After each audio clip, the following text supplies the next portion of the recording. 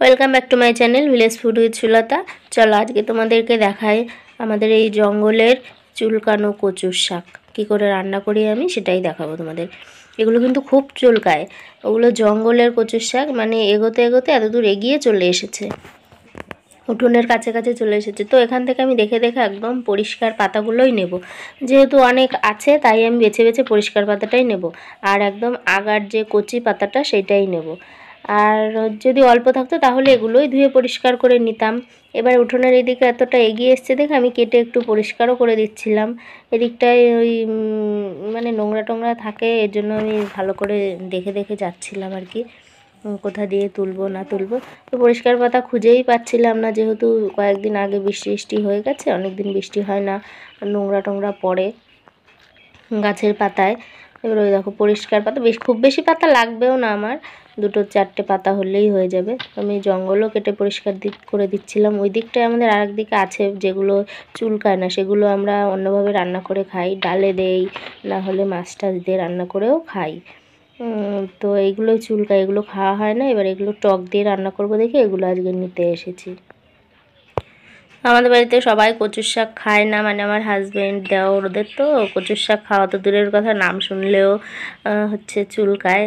তো কালকে আমি আমার হাজব্যান্ডকে কচু ওই কুচুনি দিয়ে বা গ্রেটার দিয়ে গ্রেট করে বেসন, চালের গুঁড়ো, পেঁয়াজ, লঙ্কা দিয়ে বড়া বানিয়ে খাইয়ে দিয়েছি। ও তো প্রথমে ভেবেছে নারকেলের বড়া, একটা খেয়েছে, আমি কিচ্ছু বলি না, আমার কাছে জিজ্ঞাসা করছিল যেগুলো কি নারকেলের বড়া।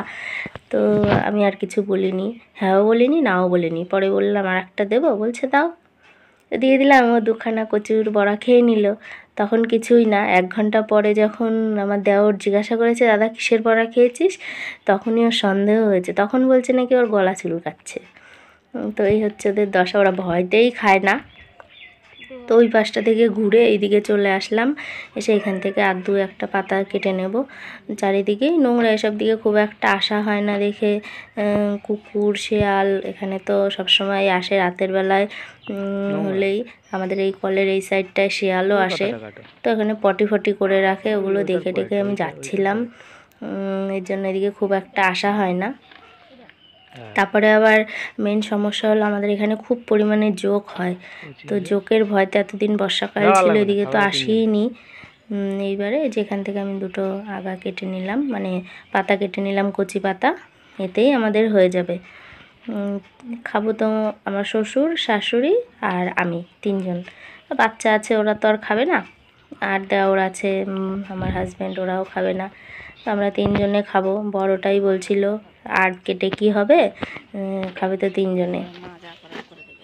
তো এই যে হয়ে গেল কাটা। এবার শাশুড়ি মা ওগুলো ধুয়ে পরিষ্কার করে নিয়ে যে কুচিয়ে দিয়েছে, আর পরিমাণ মতন লঙ্কাও দিয়ে দিয়েছে। এটা কিন্তু একটু ঝাল না হলে ভালো লাগবে না, যেহেতু এই শাকগুলো চুলকায়, একটু ঝালও দিতে হবে। তো ওই যে লঙ্কা আর শাকটা কুচিয়ে রেখেছে, এবার এটা আমি কড়াইতে দিয়ে দিলাম, দিয়ে এবারে একটু লবণ দিয়ে দেবো, স্বাদ মতন যেটুকু লবণ প্রয়োজন। এটা কিন্তু একদম মানে অল্প একটু হয়ে যাবে আর কি, জল দিইনি আমি একটুও। এটা এরকম অল্প আঁচেই মুজিয়ে একদম রান্না করতে হবে, মানে মজে যাবে, ওটা মজলেই অল্প একটু হয়ে যাবে। আর এখানে দেখো 5-6টা জলপাই নিয়ে নিয়েছি, বড় বড় সাইজের। এবার ওই গ্রেটারটাকে দিয়ে গ্রেট করে নিয়েছি, নিয়ে এবার এই যে শাকটা যখন সেদ্ধ হয়ে যাবে, এরকম অল্প হয়ে যাবে, তখন এটা দিতে হবে। এটাও দিয়ে আমি একটু নাড়িয়ে চাড়িয়ে রেখে তারপরে দেব ফোড়ন। এটা বেশ সুন্দর করে মিশিয়ে নিতে হবে। জলপাইটা এমনি মানে বড় ছিল তো একটু নরমই ছিল, আর কচি জলপাই হলো ওটা সেদ্ধ হতে টাইম লাগে, এটা সেদ্ধ হতে একটুও টাইম লাগবে না। ওই যে ভালো করে মিশিয়ে নিলাম, টক টক ঝাল ঝাল, একটু চিনিও দিতে হবে। এবারে এই রসুনের কোয়াগুলি আমি থেতো করে নেব। এই যে থেতো করে নিয়েছি। তোমরা কারা কারা এইভাবে কচুর শাক খাও জানিও। এবারে দিয়ে দিলাম তেল, সর্ষের তেল, একটু তেলের পরিমাণটা একটু বেশি দিলেই ভালো হয়। তো আমি দিয়ে দিলাম তেল, শুকনো লঙ্কা ফোড়ন দিলাম, আর দিয়ে দেবো সর্ষে, অল্প একটু সর্ষে আর অল্প একটু কালো জিরে, দুটো একসঙ্গে করে ফোড়ন দেবো আমি। ফোড়ন দিয়ে দিলাম। এবার ফোড়ন দেওয়ার পরে ওই মাছের মাথা ছিল ওগুলোও দেবো আমি। এই যে রসুনটা ফোড়ন দিয়ে দিলাম, মাছের মাথা আর অল্প একটু মাছ দেবো আর কি, যেহেতু আমরা 3জনে খাবো, শাকও অল্প একটুই হয়েছে, ওই জন্য ওই যে ওদের জন্য অন্য কিছু রান্না করেছিলাম মাছ টাছ দিয়ে, আর এইটুকু বাড়তি ছিল তাই দিয়ে দিলাম। না দিলেও হয়, কিন্তু মাছটা দিলে আর কি একটু বেশি টেস্ট হয়, এই আর কি। মাছ ছাড়াও রান্না করা যায়। এই যে এটা একটু থেতো মেতো করে এবারে শাকটা দিয়ে নাড়িয়ে চাড়িয়ে নামিয়ে নিলেই কিন্তু রেডি। ও আর একটু চিনি দিতে হবে। এবারে ওই যে শাকটা দিয়ে দিলাম, এবার নেড়ে চেড়ে মিশিয়ে নেব। তোমরা কারা কারা বাড়িতে খাও, শাক কীভাবে রান্না করো আমাকে কমেন্ট করো, জানিও, তাহলে আমিও সেইভাবে ট্রাই করবো বাড়িতে। অনেকে শুনেছি এটা ঝোল ঝোলও খায়, আমি কোনোদিনও দেখিও নি খাইও নি। কচুর শাকের ঝোল মানে সেই ভাবতেই কেমন লাগে যে কেমন কালার হবে কি না, এই জন্য আর কি। কিন্তু ওই যে 2 চামচ ভরে ভরে আমি চিনি দিয়ে দিলাম, দিয়ে এটাকে নাড়িয়ে চাড়িয়ে মিশিয়ে নিলে কিন্তু রেডি। এটা কিন্তু ভাত দিয়ে খেতেই ভালো লাগে, গরম গরম ভাতের সঙ্গে খুব ভালো লাগে খেতে।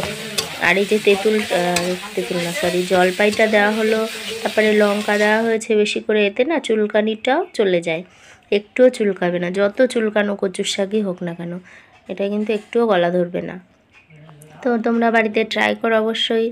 দেখাবে পরের ভিডিওতে। টাটা, ভালো থেকো সবাই।